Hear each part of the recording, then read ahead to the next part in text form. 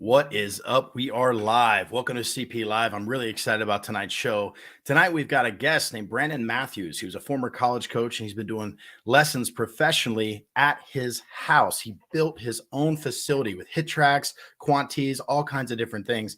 It's a really amazing accomplishment in his own right. But first, I'm going to talk a little bit about something in my opening rant that I need you guys to really think about. So, we talk a lot about accountability as coaches. We ask our athletes to be loyal, we ask them to run through walls for us. But are we really being accountable to them? And I want to make sure that I'm accountable to my students, but I get paid by my students. So, it's kind of my job. But if you're a college coach, if you're a high school coach, if you're a travel ball coach, are you holding yourself to the same standard that you're asking your students to hold themselves to? Are you early to practice? Are you doing the extra work? Are you giving the opportunity for these coaches and these players to really gain as much as they can and be the best they can possibly be? A lot of people talk about commitment, but they don't actually have the same willingness to do what it takes to be committed themselves. And that's something I really want to see change in 2022. I see a lot of people talking about character. They talk about accountability and loyalty, and then the second they get an opportunity for a new job, they're gone. It happens over and over and over, especially at the college level. Coaches jumping for a new job for an extra 10 grand. Well, what about the athletes? They can't jump like that. A lot of them have to sit out. A lot of them have already transferred once. A lot of them came to your school to see you. So are you really doing your best to be your best for them? And that's my question. And that's what I want to make sure that I do and my staff does. But I also want to try to get you guys out there listening to hold yourself to the same standard that you hold your athletes. Opening rant was brought to you by Credo Bat Weight. The Credo Bat Weight is unlike any other weight available as it's designed to be attached to the hands. This unique placement will improve hand speed, bat speed, exit velocity, and power. Best of all, you can get all these benefits while working with your own bat. You can even take batting practice while using the Credo Bat Weight. Credo bat weights range in weight from 10 to 40 ounces. So no matter how big or small your hitter is, you've got the right weight to make your swing great. Visit credosports.com and use the code CPLive for 15% off your order. Credo bat weight at credosports.com. Unleash your power. All right, we're going to bring in Brandon now. Brandon was a college coach, as I said before, but now he's been doing private instruction out of his own facility that he had built literally in his backyard. I can't imagine how awesome it must be to walk outside and see that hitting paradise. Brandon, welcome to CP Live. Thanks for coming. Yeah, thanks, Chaz. Thanks for inviting me on. Oh, man, I couldn't wait to hear about it. I mean, I've read your new book, Swing Angry, and we're going to talk a lot about that. But before we get into your book, which I think everybody should absolutely get, and CP Live listeners are going to have a fun little promo code for that as well, I want you to talk about what we see on Twitter all the time. We see this big debate between deliberate practice and randomized game-like training. My question to you is, when do you do each of those type of practices? And how do you know when a player is ready to be challenged? My biggest thing with that is answering the question, is the drill that we're doing going to help the hitter hit in the game? And that's kind of where it starts for me.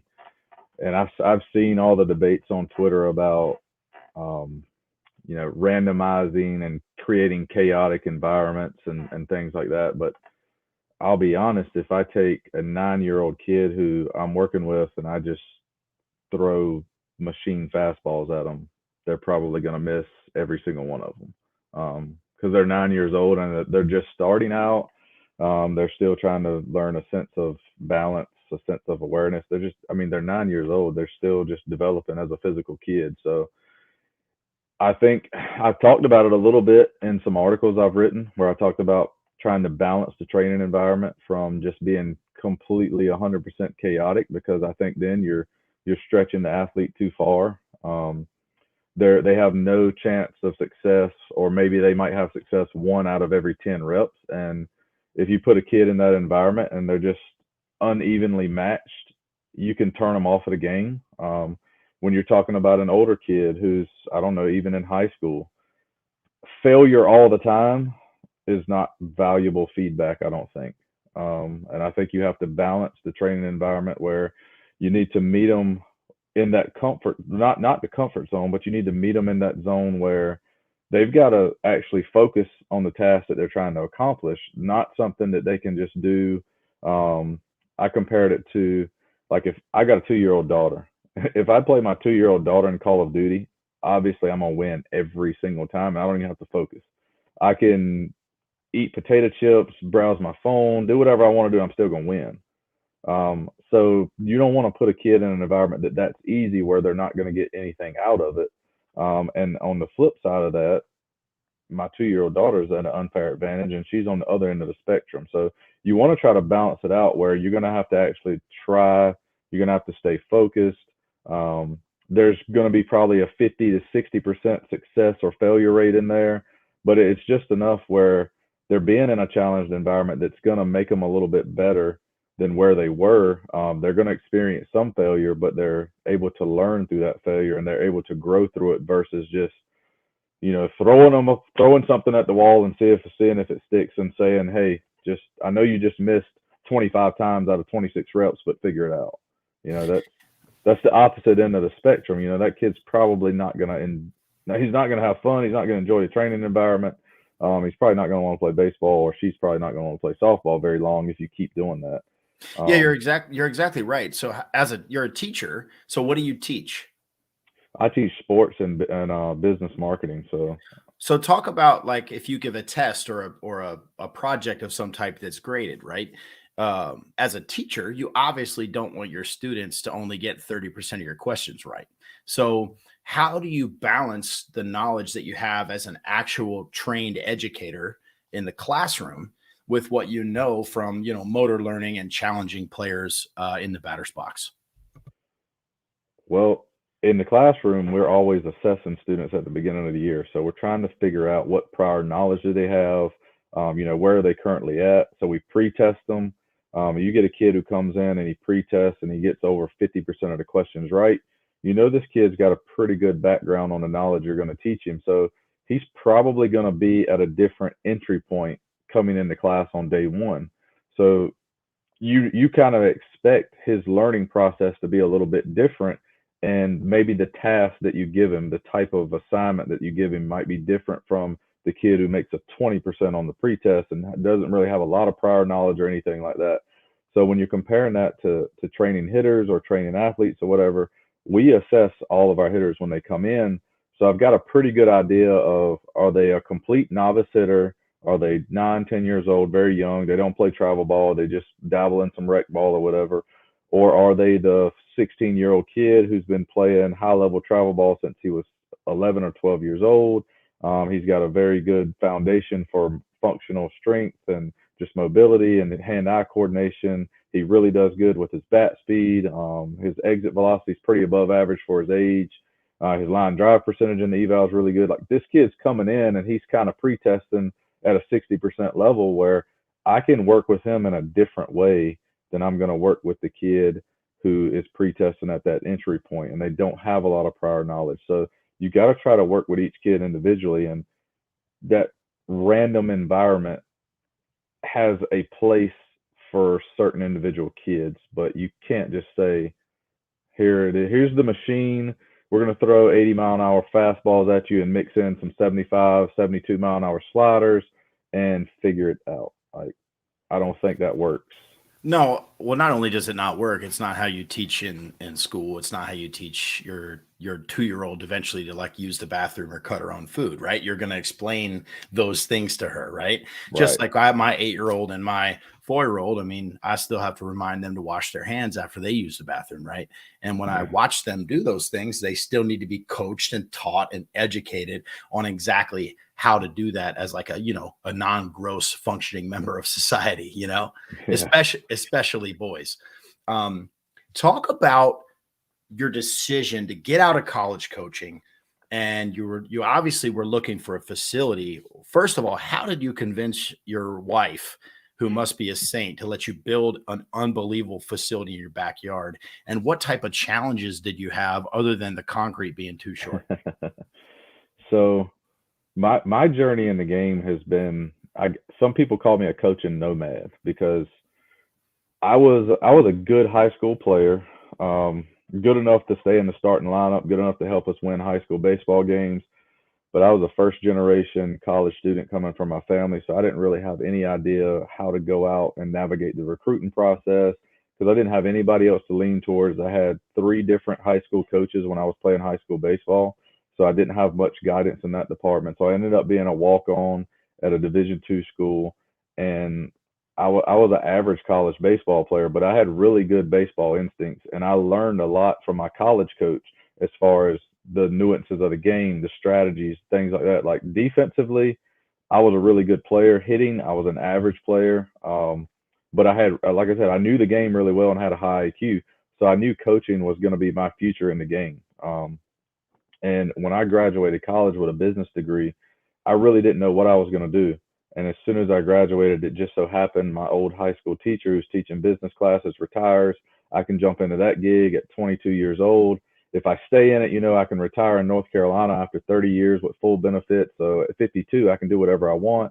Whether that happens is a different story, but I go right into high school coaching at 22 years old, and I coached 7 years at my former high school. We go from literally worst place the year before I take over as an assistant, and I'm in charge of player development. I'm in charge of hitting infield and directing the JV program. Our varsity program goes from worst to first in the first season. We co-champion the second year. After 7 years of doing that, I end up going and volunteering at my former college, and then I end up doing that for a year or so, and then I get into summer collegiate baseball, and this is where the coaching nomad comes from. 2014, I go to Charlotte, and ironically, you bring up my wife, and we get married in May of 2014. I leave to go to Charlotte in June. So we're newlyweds. We just got married, and I'm going to Charlotte for 6 to 8 weeks. Luckily, you marry someone who buys you a ring, if you can see that has baseball stitches on it. So she kind of knew what she was getting into from the get go. Yeah, she's all in, huh? She's all in. Yeah. So I call her my assistant coach in life. She's been my number one supporter. And 2014, my first year head coach in a collegiate summer program. I've got to recruit these players from all over. We have a good season. We go 27-7, win the whole league. 2015, I get hired to do some independent stuff for the Pecos League. 2016, 2017, I ended up going to another collegiate league in Norfolk, Virginia, the Mid Atlantic Collegiate League. We get a regular season championship, and we finished runner up in the postseason. And then 2018, I go to Newmarket in the Valley League, and we win the whole thing, which was a phenomenal experience. I played at Newmarket, right? Yeah, I knew that. Many years ago. Yeah, Newmarket and the Valley League. That's a story for another day, but for sure, that was a wonderful experience. And then life changes. So right before I go to Newmarket, right after Newmarket, I took a volunteer job as the hitting coach at a JUCO school in Virginia, which is about 45 minutes from where I live. So I'm teaching high school full time in the daytime, and I'm running from a high school teaching job straight to work with hitters. And I'm not going to lie, I didn't care about anything else we did except for hitting. And when I got there, we hit for an hour and a half to 2 hours for the rest of the practice. And all I had to do was work with hitters. It was fun, but it was no pay. So that part of it kind of sucked. But I jumped into that head first. I take over a hitting team at the JUCO level. We end up going 30-17, I think, and we're 2 wins away from going to the World Series in Region 10 and Division II JUCO baseball here in North Carolina. That's where we were competing at. So right after that season, we're going to the regional, and my wife is about to have our first child in spring of 2019. So after a decade or so of going here and there, we had already decided whenever we had our first child, it was time for me to I wanted to be present in my daughter's life, not just be a father. I wanted to be present and take an active role in it. So unfortunately, you have to make some tough decisions. And I knew I didn't want to leave baseball. She knew I didn't want to leave baseball. So after that year in 2019, people had always asked me to do lessons, but when you're coaching teams, you don't really have time to do anything else. You're at practice, you're at games, you're on the road. So when I was away from the field, I didn't have time to do any lessons. I wanted to be home and be a husband and be a dad when I could be. So I get out of the college coaching aspect of it, and I wanted to do the lesson thing. So this is how I start out. My brother-in-law is the head coach at the school I teach at.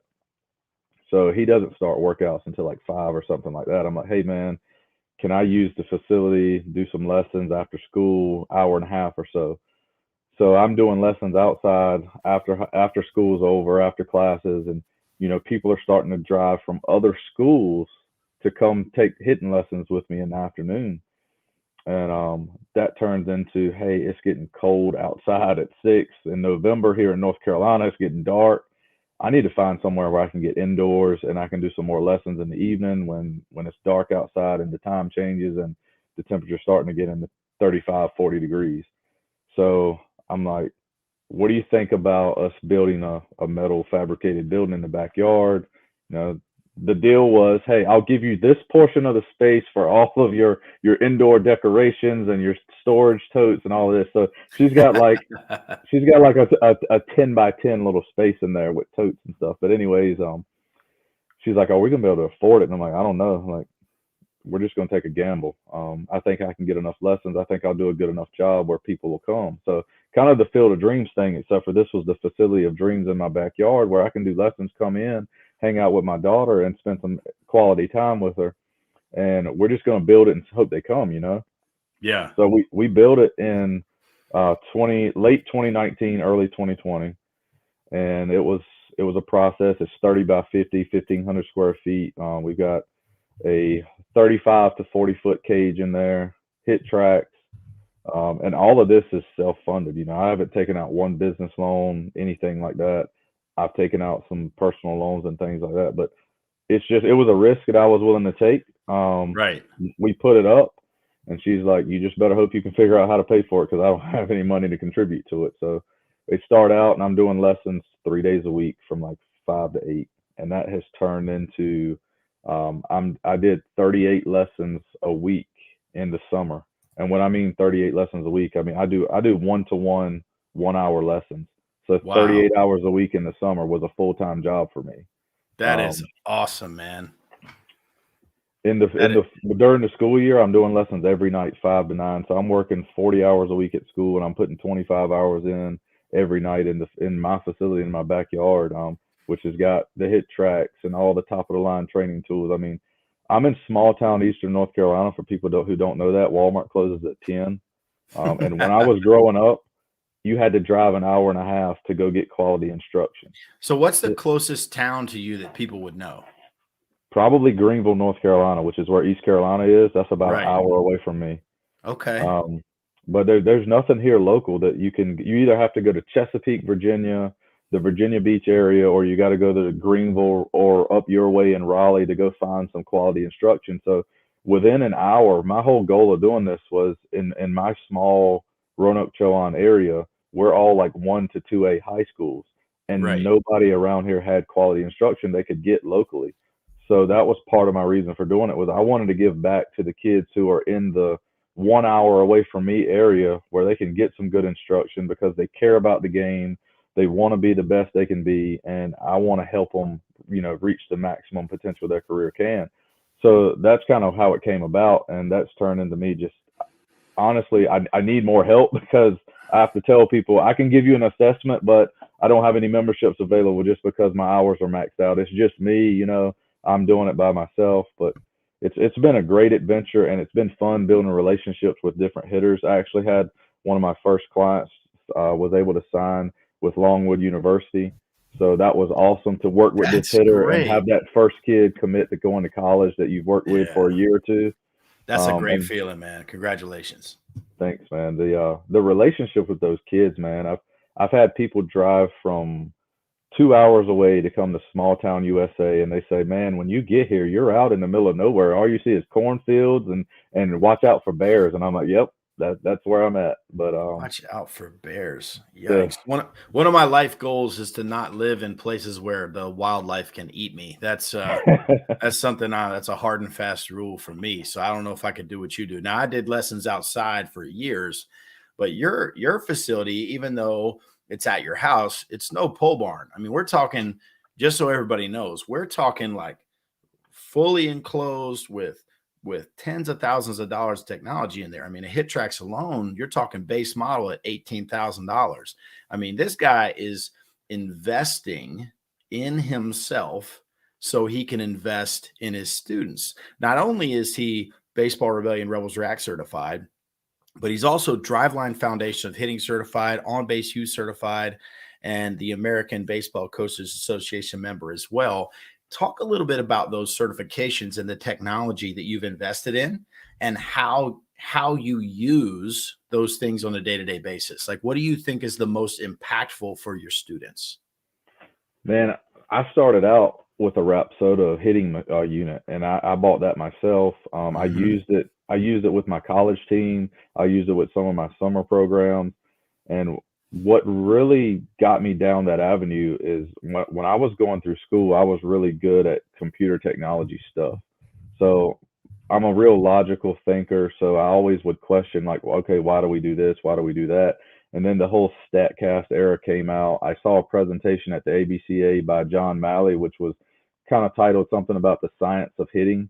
And when he was talking about all the angles and the metrics and stuff, I'm like, that just connected with me, because I was the type of hitter. This is why I wasn't a very good college hitter, because if you told me to swing down, I literally did it, because that's just the type of thinker that I was. My other buddies tell them to swing down, and I look at them swing. I'm like, you ain't even swinging down. But anyway, to each their own. But so I take everything literal. So math is real. I'm really good at that. And when you're talking about numbers and analytics, like, that's right up my alley.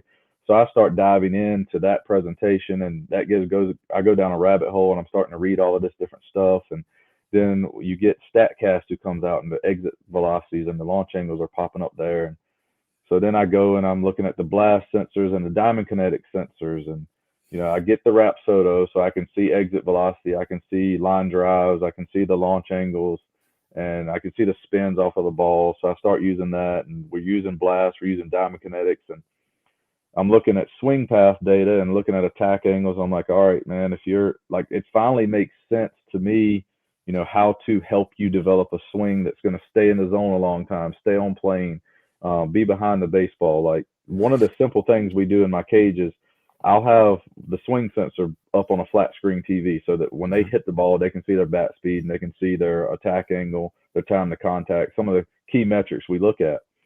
And we've transitioned to HitTrax now, and the HitTrax is up on another flat screen, and they'll look at their ball flight, the launch angle piece, and the attack angle. And I tell them, like, let's play a quality contact game. And what I mean by that is, how close can you keep the differential between your attack angle and your launch angle? Like, if your attack angle is a 15 and you're hitting that ball at about a 20 degree, like, you're hitting that pretty flush. That ball's coming out slightly above your swing path. It's got good backspin. That's why it's coming out a little bit higher than your swing path. And you can see the line drive, you can see the ball flight. Then on the adverse side of that, you see a kid who's got this swing path of a 15-degree attack angle, and their ball flight comes out at a -2. I'm like, hey kid, you're hitting ground balls, but you're not swinging down. You're missing on top. Right. Maybe you're losing the barrel too early. Maybe you're too much uphill. But they see it, and they get the feedback, and they know, like, it makes sense to them. They can connect to it. And we make it into a little game of how tight can you keep those numbers throughout the round. And kids are so visual, right? And sometimes in a one-on-one session, creating these games so you can have this competitive environment is really, really important, because if there's nobody else for them to compete with, then all they compete with is themselves, right? And if there's no measurement, right, then they're just competing for your approval. And just like anyone can have a good day or a bad day at work, the best part of, I think, about the technology is that it holds both the student accountable and the teacher accountable, right? So if you're saying good job and the HitTrax is saying not a good job, that's probably not what we're looking for. Now, occasionally a kid will take a really good swing and mishit a ball, and you can say, hey, that's what we want. We just need to, like, refine it just a little bit, but that's not really what I'm talking about. You hold yourself accountable. And just so everybody knows that's listening, you're talking about a diamond kinetic sensor that's $150, maybe 99, a Rapsodo unit that's $4,500, then a HitTrax unit that's $18,000. You're talking about multiple flat screen TVs on the wall. I mean, this is the same quality stuff that I'm using in my facility in Durham. And I can assure you that when I was into my pole barns teaching, I built a fire, chopped down some trees, but I didn't have any hit tracks out there. I can promise you that. But that was a long time ago. How do you go about, other than creating these games where the kids can be competitive, how do you go about specifically preparing players for the field growing and the bats changing? So in Durham, in sixth grade, you can try out for middle school baseball in public school. And the public school game here in Durham is on a 300-foot field with 60-foot mound and 90-foot bases. So you go from USSSA on a 225-foot field to BB Corps on a 300-foot field like that. How would you train a player to make that jump at 11 and a half to 12 years old? Man, I actually have to have that conversation with a lot of my clients, because where we're at locally, unfortunately, like here in North Carolina, the state doesn't govern middle school baseball. Department of Public Instruction does. So each middle school conference sets their own rules. So over in Durham and Greenville and Raleigh and those bigger cities, those metropolitan areas, you guys are swinging those BB Corps drop three bats in sixth, seventh, and eighth grade. But here in small town USA, our guys get to swing whatever they want in sixth grade. They can show up with their USSSA drop 10 in sixth grade and compete with it in middle school. So when they come in to hit with me, when they're hitting with me and we're using the technology and we're trying to transition them into the big field, line drives play at every single age. So if they say that again for the people in the back, because I think a lot of people who do what we do and who watch what we do, they assume we just want home runs. Yeah, home runs are cool, but line drives play at every age. You're exactly right. So that's the premise on what we try to train here. Every client that comes in, I shouldn't say every, it depends on how old they are. Every youth client I get that comes in does not know how to effectively hit the ball over the second baseman or the shortstop's head. So that's 90% of them. So that's mainly what I'm working on, is trying to teach them how to use their body to rotate efficiently, create a good angle, and turn forward bend into side bend, and just let your natural turn hit the ball over the infielder's head. And if you're on time with the fastball as an 11, 12-year-old kid, you can do that pretty consistently, because at 11 and 12 years old, all you really need to know how to do is be on time and hit a fastball. So we just try to train them to be able to effectively hit a hard line drive over the infielder's head. At the 11 and 12U age group, that line drive may keep going and go over the wall. And if it does, that's great. And we celebrate it, of course.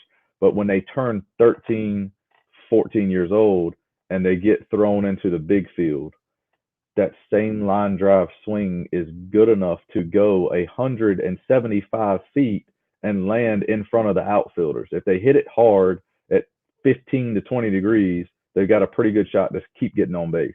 And here's a perfect example. I've got a seventh grader. He's seventh grade this year. Last year he was sixth grade. So in sixth grade, he was playing travel ball. They got their COVID season wiped out, so he didn't get to play middle school ball. So he's playing travel ball in the summer, and they're on like the 220-foot fields. He hits the ball so hard he can't get doubles because it goes to the wall so quick. He's not the fastest kid in the world. He's an average speed runner, but by the time he gets to first base, that ball scorched to the wall at 200 feet. They're throwing it back into second. He's at first base. Now he went up to another age group, so he's on the big field in travel ball, and he's about to play his first middle school season as a seventh grader. Now his line drives that were scorching and getting to the wall, they're going in the gap over the shortstop's head, and they go all the way to the 300-foot fence, and he just trots and jogs into second base. So he gets more doubles now that he's on the big field. And it's just because he could hit hard line drives the whole time. Now trying to transition my guys from the small bats and grow them into the big bats, I have some true bats in my facility, and I purposely bought these that are different sizes. I've got a -5 and I've got a -8 because 90% of my kids come in at the youth level and they swing a bat that's too light. So we put the sensor on their bat. We try to test them with their bat speed, and they'll come in with this drop 11, like 30. It's a 30-19, right? Man, you're lucky. You're lucky if they're even 30 inches, man. I get kids that are 11 swinging 29s on it. Yeah. What are we doing? So I got this 12-year-old kid. He's coming in with a 30-19, and I'm like, hey, why don't you try this 32-24? At least try the -8. Let's test them out. He swings a -8. Bat speed's almost identical. I'm like, dude, you And the just power goes through the roof. And the yeah, toughest part there probably is not the kid, it's the mom or the dad. It's like, "Oh my gosh, yeah, that's too heavy. That's yep. too heavy. Johnny's gonna make a mistake." Yep. Because Killing me. I tell them all the time, I'm like, why'd you pick this bat? Because you picked it up in the store and it felt light. I said, but here's a wiffle ball bat over here. I'll give you that one feels real light too. Swing it, and I bet you swing it fast. But what's it Oh, going to do yeah. for that baseball? I was like, Yeah. it's too light. Exactly. I said, in order to hit the ball hard, you need as much weight as you can. You can handle. You can swing and control effectively and fast. So don't go overweight, and you can't control it. You can't swing it fast. Find the right bat that fits you, the heaviest bat that you can swing effectively and swing fast. So I try to train my kids in the cage, like, all right, you're gonna go drop 8, swing it, like let's get used to it. Seventh graders try to transition to the drop 5. I've got one kid who's a good example. He's 7th grade and he's about 95 pounds soaking wet, and he has to use a drop 3 because he's in Virginia. I'm pretty close to the border, so he's about an hour away from me. And in Virginia, they're in the same case as you are in Raleigh. They've got to swing the drop 3s in middle school. So he was swinging a drop 8 last summer, and now he's been working with his drop 5 since September started. So by February, when they start playing, he's going to try to go from a 31 drop 5 to a 31-28 drop 3, And and think try to about bridge that gap. the advantage that is. Like, how many kids are gonna show up to tryouts with their -11 not even knowing the rules? It Exactly. happens all the time. And those kids generally, not only do they not make it, they can't make it. Because the second you hand them a BB cord, they're like, "Oh my God, this is too heavy." They've never felt anything like it. So they've already decided they can't do it because they've been told their whole lives they need to swing a really small bat. You mentioned something in that answer earlier about the natural turn of a player. Now, natural turn is kind of a funny idea, right? Because as you know, most kids, they're on their phones all day. They're sitting down like I am at a keyboard. They're looking at screens. They're not playing outside like they used to. I sound 100 years old. I recognize that. When you talk about a sedentary player, right? Most athletes are they sit a lot. When you talk about a sedentary athlete, a lot of them don't turn well, as you know. So if you let them have their natural turn, which is the turn that they come in with, in my opinion, maybe we're defining it differently, but the turn they walk in the door with, that's how they turn. And at Baseball Rebellion, we learn to turn. I mean, what do we do? That's what we're known for, right? How do you decide whether to introduce a new rotation pattern or work with the pattern they have, or do you take everybody through some basics of rules of rotation after their evaluation? We look at some of their assessment data, and the video analysis kind of shows a lot about, the most common thing I see with hitters is they have the inability to rotate efficiently through forward bend and side bend. A lot of my hitters, they just naturally come up out of posture as they swing, and you can kind of see that in video, but you can also see it on some of your technology where you can see how much tilt they have in their body. If you have the 4D motion stuff, that works. If you have the K-Vest stuff, that works as well. But you can see it on video if they're not rotating efficiently. One of the common things I see is they don't use their lower half efficiently. The back foot will stay completely sideways when they swing. So we look at the video, and then we always do some mirror work after their assessment, and we introduce them to the Rebel Rack movement progression. And 90% of them, I ask them this question, and I actually learned this from you, but I'm like, how often do you practice the movement you're going to hit with when you're not hitting? And I asked the parents that, and I'm like, look, I just talk to people who are smarter than me, and it makes sense. When I was playing baseball, the only time I took a baseball type swing and made that movement was usually when I was trying to hit a ball off of the tee, hit a front toss, or hit a ball being pitched to me live. But I never practiced that movement outside of that setting. So I'm sitting there thinking, like, if we can make that move better and make it faster, why don't we train it before we hit? So when we jump into that environment, we're taking the same move and it's faster, more efficient, it's more balanced, and we can hit the ball harder just because we're doing that same move we need to hit balls We're just doing it better and we're doing it faster. And you're not being distracted by the result. A player can get discouraged very, very quickly if they have a lot of failure. We touched on it earlier. So whenever you're trying to learn something new, there's obvious failure, right? I Right. mean, my son fell off his bike when he was learning to ride it. I can't remember the last time he fell off his bike. There's obviously steps to that. How is that, like, just like being a teacher, right? Like, how do you decide? Obviously, you pre-test, but obviously in teaching, every student that's a fifth grader, when they go to sixth grade, there is something they don't know. There's something they're learning. I don't care how advanced they are. So when you're teaching somebody something new in a school setting, what would you guess, or what would you, maybe the failure rate is in those situations? When they don't know, Well, when they're learning when something they're new, learning something brand new. and you just give it to them and see if they know it. How often do they fail? Well, they'd fail almost every time there. Exactly. So how do you actually build that knowledge? Oh, okay, I got you now. So when I'm teaching them a new subject, it's scaffolded. You're gonna introduce it in levels. So basic recall in the beginning when you're doing teaching stuff, all the way up to analyze it, all the way up to create it. So when you get to that last portion of the mastery of this topic, can you essentially explain it and teach it to somebody else? If you can explain it and teach it to someone else, you probably know it pretty in depth. We're actually about to have final exams coming up, and one tip that I gave my students was, I was like, look, you can go home, read these notes all you want, try to memorize them. It's the most ineffective way to study ever. What you need to do is take out a blank sheet of paper, write down about 5 of the topics that are going to be on the test, and see if you can explain them without looking at anything else. And if you can do that, you probably know it doesn't matter how they ask it to you on the test, you're probably going to figure it out and get it right. So if you want to compare that to like training hitters to move better and stuff, like you questioning the hitter and getting feedback from them, like I need to know what they think, I need to know what they feel, I need to know where they are in the learning process so that I can either keep going in the direction we're going, or I can adapt and kind of modify the lesson and modify the instructional methods that I'm using with them, so that I can bridge that gap and meet them where they might have a question, or where they might not understand something, or they're just not making the connection I assume they're making.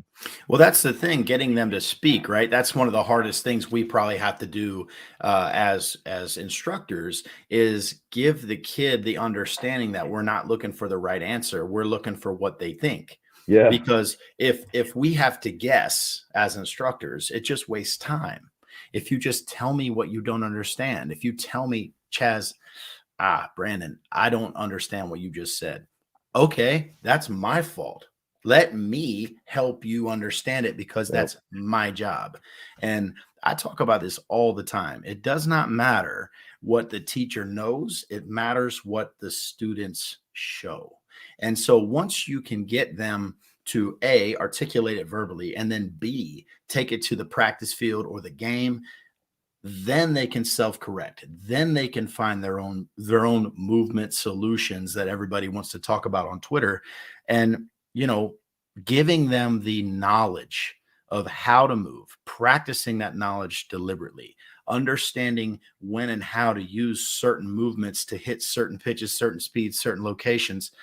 Most kids don't know that intuitively. And Right. even if they do it intuitively, it's unlikely that that just holds up as they go further. You have to be consciously aware so that you can be unconsciously competent. And I know that you know that from a motor learning perspective. My last question I've got for you, okay, is you were a college coach, and yes, you did a lot of hitting, but what advice would you give the players that want to play softball, baseball, any sport in college? What types of questions should the athlete be asking the coach? And how do you make sure to remain calm in the recruiting process so the athlete and the family of the athlete can make the best decision for them? When I was working at the JUCO, I was involved in a lot of the recruiting and bringing in some of the athletes as well as doing the hitting. So we would have, visit days, and this is the most common thing we would get from parents and prospective student athletes. is when we met in the auditorium or the gym or wherever it was, and we had we'd give them our intro PowerPoint about our program, our baseball program, our academics, and all of that stuff. And then we would say, does anybody have any questions? And nobody asked questions. Silence. Hey, Nobody. let's take 3 seconds and pretend we're asking those questions. So there's nothing happening, like. So I mean, I'm sitting there like, okay, you came here, Yeah, and you're thinking about coming to school here to play baseball. You're gonna have to live here. You're gonna have to go to class here. This town doesn't change. Like you have to live in this town.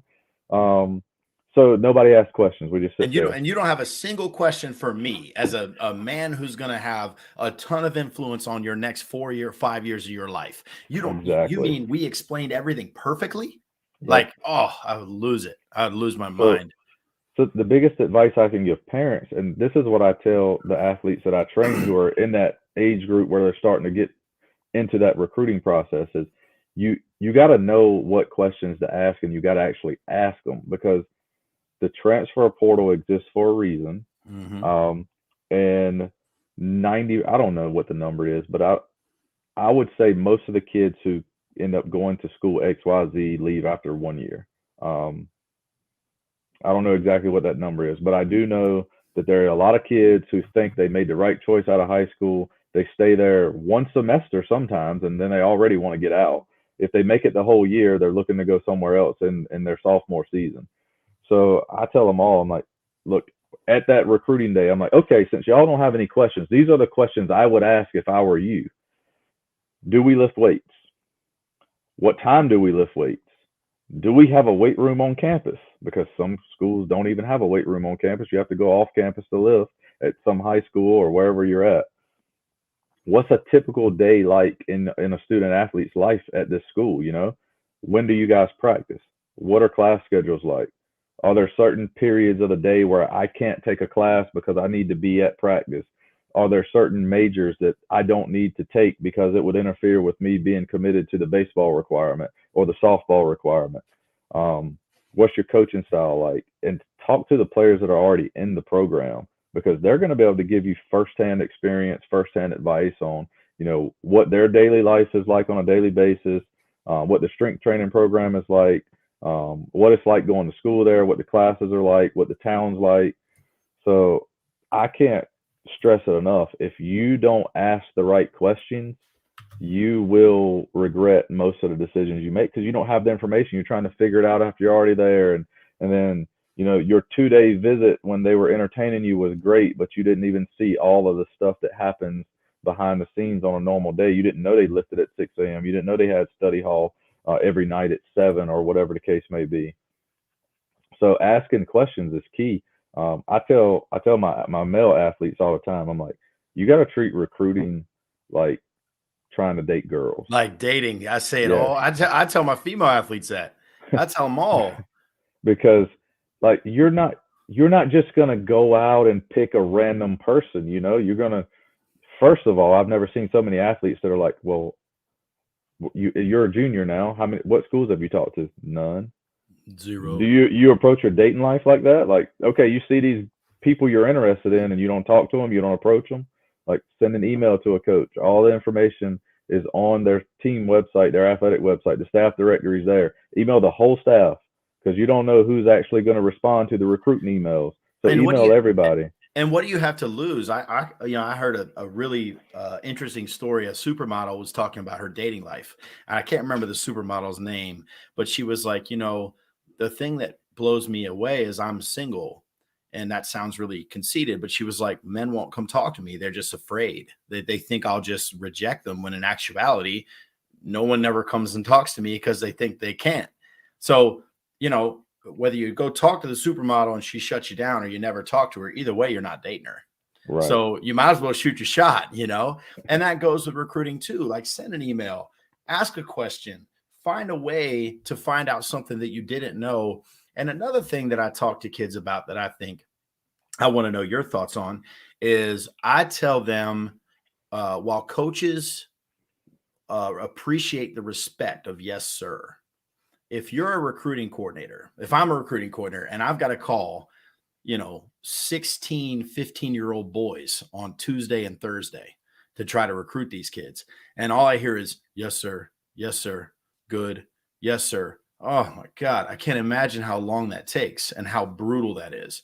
But there's probably one or two kids that actually has a personality, that actually has something to say, that coach actually looks forward to talking to, as opposed to the yes, sir kid that's vanilla and boring and that, because a coach, not only do they have to think you're good, they have to want to be around you for 4 years. Exactly. There's more to it, and you have to want to be around that coach. So you talked about the questions they should ask to coaches. They should ask the players on their visit. Hey man, what happens after we lose? Do we wake up at 5 a.m. and run? Like what happens on a road trip if we don't do well? Do we have to eat peanut butter and jelly on the bus and we get no per diem? Like what actually happens when somebody gets in trouble? Because baseball players are stupid and we get in trouble. Does the team run?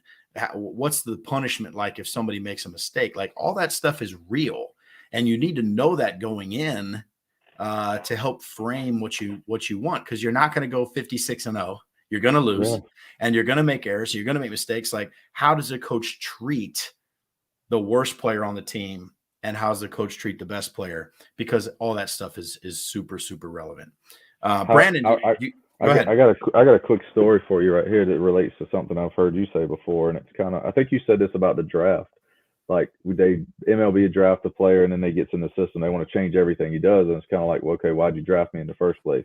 Right. Well, we had a hitter who was playing for me at a JUCO, and he's, we're hit it hard in the air. That was our philosophy. We hit a lot of doubles. We hit our fair share of homers, and we slugged and things like that. Well, he ends up going after his sophomore year to another school, and you were talking about like ask the players the right questions. If you're trying to find a school, you need to figure out like what are the practices like? What's the philosophy for these coaches that are here? Like what's their coaching style like? What's their offensive philosophy, their pitching philosophy, or whatever the case may be? Because we had a kid who ended up going to another school, and he is a power fly ball, 100-mile-an-hour exit velocity. Kid's got juice, and he goes there, and in BP rounds, they got mad at him because he wasn't hitting ground balls to the second baseman. And I'm like, dude, that's your fault. I was like, because you went on all the visits. You didn't even ask any of the questions. Like their offensive philosophy doesn't even match you as a player. So now you're somewhere where you don't even fit in because you can hit balls over the wall and you can hit doubles, and they just want you to hit backside singles and move runners over. And all that could have been avoided with some simple questions like, hey, coach, can you talk to me about your hitting philosophy? Like, what are some drills you do? What are the type of players you like? Do you prefer speed or power? Simple stuff that I think is pretty fair to ask, because you're talking about committing 4 years of your life somewhere, 3 years of your life somewhere. Yeah. And it's got to be a mutual fit for both of you. Absolutely. Brandon, I cannot thank you enough for coming on. And I know we barely talked about the book, but I do want to say it's a book that I've enjoyed and I have actually read. Swing Angry. It is available on Brandon's website. Brandon, give everybody your website. bmatthewsbaseball.com. Matthews with 2 T's, MATTHEWS. bmatthewsbaseball.com. Make sure you go there, pick up a copy of Swing Angry. And for our listeners here, you get 20% off with the promo code CP Live. Brandon was kind enough to do that. Brandon, I really appreciate your time. Thank you so much for coming. You gave some super valuable information on the recruiting side from a coach's perspective that I think a lot of people are going to benefit from. We'll talk to you soon, bud. Take care, man. All right, brother.